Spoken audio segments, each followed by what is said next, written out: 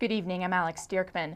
The Indiana Emergency Solution Grant, which provides money to homeless shelters across Indiana, is facing a 23% or $700,000 cut due to the sequester. The state had been expecting only a 5% cut. Indianapolis Interfaith Hospitality Network officials say the cuts will directly hurt the people the shelters serve, primarily children. State Housing Authority Community Services officials point out that the state received double the typical grant amount last year. And even with this year's cuts, shelters could still get more than they were used to the last several years. The state will be sending letters to shelters to let them know how the cuts will affect them at the end of this month. The Jacob School of Music annual Summer Festival of the Arts kicks off tonight with a performance by world-renowned pianist and IU faculty member Menahem Pressler. As WTIU Sarah Whitmire reports, despite his years of performing on the international stage, Pressler says performing in Bloomington is the most difficult. Menahem Pressler will perform Mozart's Piano Concerto No. 17. Here he is rehearsing yesterday with the festival orchestra.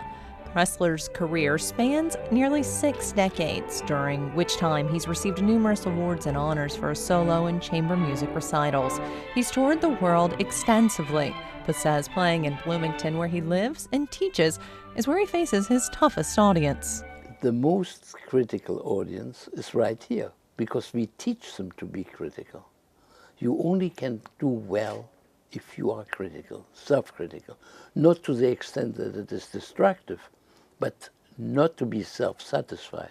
At age 89, Pressler still maintains a busy international touring schedule. He's also scheduled to perform again in Bloomington this summer and early July. For WTIU News, I'm Sarah Whitmire. Groups supporting stronger background check laws for guns rallied Friday in Indiana and around the country on the 6-month anniversary of the Sandy Hook school shooting. Moms Demand Action for Gun Sense in America and Mayors Against Illegal Guns were among the groups sponsoring the rallies across the country. One of those rallies in Broad Ripple drew almost 30 people. Participants are not happy that the issue has largely been ignored in Washington, with attention turning to the debate over the immigration bill and scandals involving the IRS and the Justice Department. Supporters of background checks say they will continue to lobby members of Congress who oppose the bill.